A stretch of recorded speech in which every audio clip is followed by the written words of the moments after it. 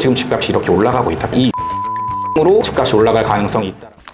요즘 분위기를 먼저 좀 말씀드리면 정말 뜨겁거든요. 강남 서초뿐만 아니라 송파, 강동, 그다음에 요즘에 마용성까지 해서 전고점 뚫는 단지들은 엄청 많이 나오고 있고 신고가도 계속해서 찍히고 있어요. 거래량이 어떻다, 신고가 어디가 찍었다 이런 것들이 계속 올라오거든요. 뭐 그라시움이 20억을 찍었다, 분촌주공 23억 찍었다 이런 것들이 계속 올라오니까 실제로 되게 많은 사람들이 그걸 보면서 되게 조급해하세요. 여기가 지금 이렇게 올라가고 있는데 나 또 늦으면 어떡하지? 이런 조급한 마음이 불안감으로 연결되면서 그들이 또 매수 주체가 되면서 계속해서 이 분위기가 이어지고 있는 것 같긴 하거든요. 예전에 이제 하락을 말씀하셨던 전문가들도 이제는 상승으로 전망을 바꿀 만큼 정말 시장 분위기가 뜨거운 거는 맞아요. 지금 현재 분위기가 실제로는 이런데 지수상으로 어떻게 되고 있는지는 한번 팩트 체크는 하고 넘어가야 될 것 같긴 하거든요. 시황에 보시면 서울의 이제 현재 분위기가 어떤지가 나와요. 여기 보시면 지금 실거래가 추이가 이렇게 꼬리를 틀고 높이 올라간 거 이제 보이시죠? 보니까 이게 가장 현재 시세를 잘 반영하는 데이터이긴 하거든요. 그래서 보면 이렇게 올라가고 있고 지수가 조금 느리긴 한데 지수상으로도 지금 떨어졌다가 잠깐 올랐다 다시 떨어졌다가 지금 다시 꼬리 들고 올라가고 있고 전세는 계속해서 올라가고 있는 이 모습이 보이죠. 조금 느리긴 하지만 아실에는 이제 KB 시세가 있는데 KB 시세로는 실제로는 조금 떨어지고 있다라고 아직까지 나오기는 하거든요. 이게 평균이긴 한데 여기 보시면 아실은 이제 전세가는 올라가고 있는데 매매가는 아직도 떨어지는 걸로 나와요. 상급지는 올라가고 있는데 하급지가 떨어져서 이게 평균적으로 봤을 땐 이렇게 떨어지는 걸로 나오는데 이게 아시겠지만 좀 느려가서 데이터가 그래서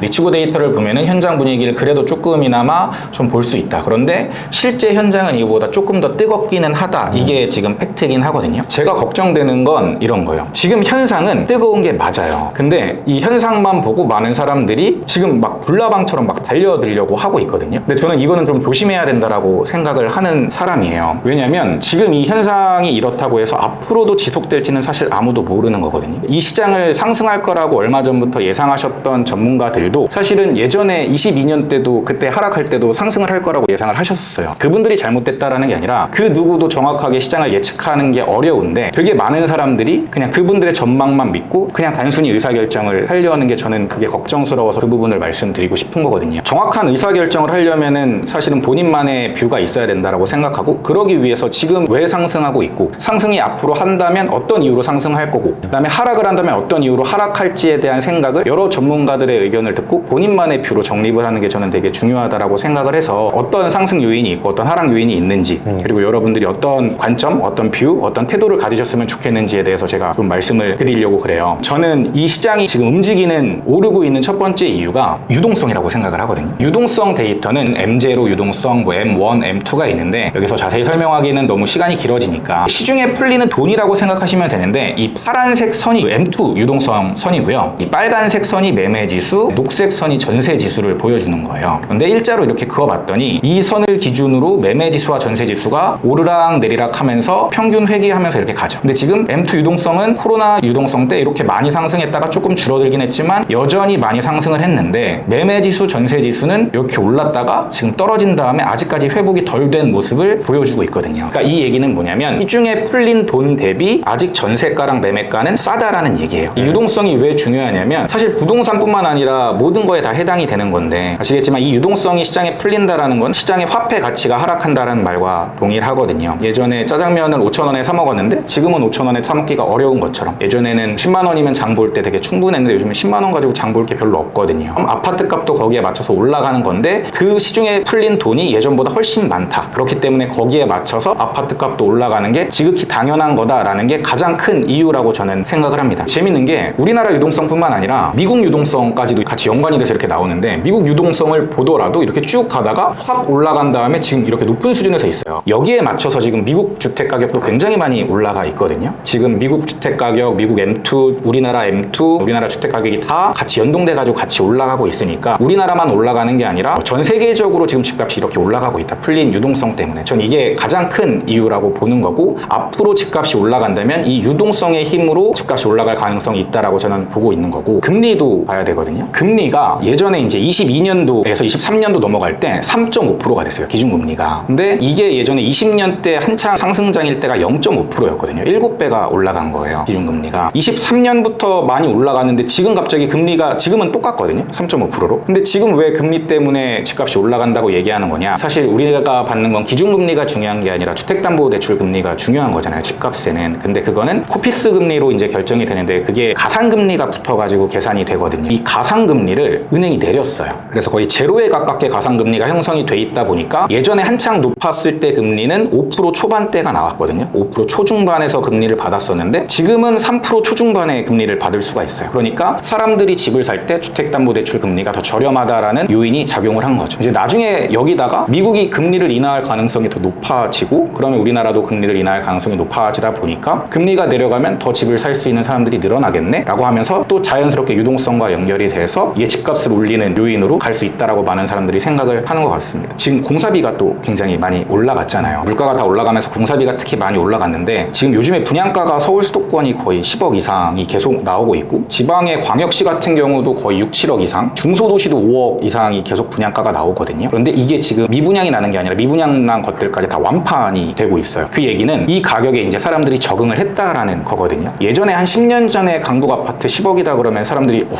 그거 너무 비싸다, 말도 안 된다고 했었는데 지금은 다 인정을 하잖아요. 지금 분양가가 11억, 12억 나와도 이제는 사람들이 인정을 한다라는 거거든요. 이렇게 올라간 분양가에 사람들이 적응하고 나면 거기에 맞춰서 그 옆에 있는 2년차, 3년차 신축, 그거보다 연식이 조금 더 오래된 준신축, 구축까지 따라 올라가는 거예요. 신축을 선호하는데 사람들이 그걸 못 사게 되면 아, 이거 안 되면 이거라도 사야지, 이거라도 사야지 하면서 같이 올라가거든요. 자연스럽게 이렇게 분양가가 올라가고 공사비가 올라가면서 사람들이 생각하는 집값의 수준은 높아지고 자연스럽게 집값이 올라갈 확률이 높아진다라고 이제 해석을 하는 거죠. 이제 요즘에 거래량이 되게 뜨거우니까 거래량이 지금 사실 서울이 평균 거래량이 한 5,300건 정도가 되는데 지금 이번에 6월 거래량이 아직 집계가 끝나진 않았지만 6,000건 가까이 되고 있고 제가 봤을 땐 7,000건 가까이 될 것 같은데 그러니까 서울 기준이에요. 네, 서울 기준. 이 거래량이 중요한 게 뭐냐면 되게 현상을 잘 보여줘요. 현재 분위기가 그만큼 뜨겁다라는 걸 보여주고 있거든요. 서울 거래량 안 나올 때는 막 1,000건 이하도 나오고 이랬었는데 평균 거래량을 이제 넘어섰다라는 건 사람들의 응축된 수요가 이제는 폭발했다라고 보는 거거든요. 지금 거래량이 조금 의미가 있는 게 예전에도 거래량이 폭발했을 시기가 있었거든요. 08년부터 12년까지 하락일 때 잠깐 09년도에 반등을 했었을 때 그때 분위기가 지금보다 더 뜨거웠었어요. 그때 거래량이 지금보다 훨씬 높았거든요. 막 9,000건 가까이 올라가고 그랬었는데 근데 그렇게 뜨겁다가 갑자기 식어가지고 시장이 12년까지 하락을 했거든요. 근데 사람들은 그때는 생각을 못하니까 그때처럼 된다라는 건 아니지만 그때 뜨거웠던 분위기가 갑자기 식었는데 지금은 그때랑 다른 게 투자 수요가 지금은 별로 없거든요. 지금 거의 실수요자만 있어요. 왜냐면 투자 수요들이 들어오지 못하게 취득세도 막혀있고 양도세도 중과가 아직 있기 때문에 그렇기 때문에 지금 어려운 시장에서 실수요의 힘으로 이렇게 가고 있다. 그런데 지금 평균 거래량이 아까 5,200건, 5,300건 정도라고 말씀을 드렸는데 누가 집을 사냐라고 말을 하지만 어쨌든 평균적으로 서울 매매에는 월 그 정도의 거래량이 있었어야 되는 건데 최근 한 2년 동안 거래가 없다 보니까 그 2년 동안 거래를 못했던 사람들이 지금 나와서 거래를 하고 있는 거죠. 여기에 만약에 투자 수요까지 붙는다면 앞으로 더 상승할 가능성이 높지 않겠느냐라고 사람들이 분석을 하는 거예요. 정리를 해보면 유동성, 금리, 거래량, 공사비 인상 이런 것들이 앞으로 집값을 올릴 수 있을 만한 상승 요인이 되는 거죠.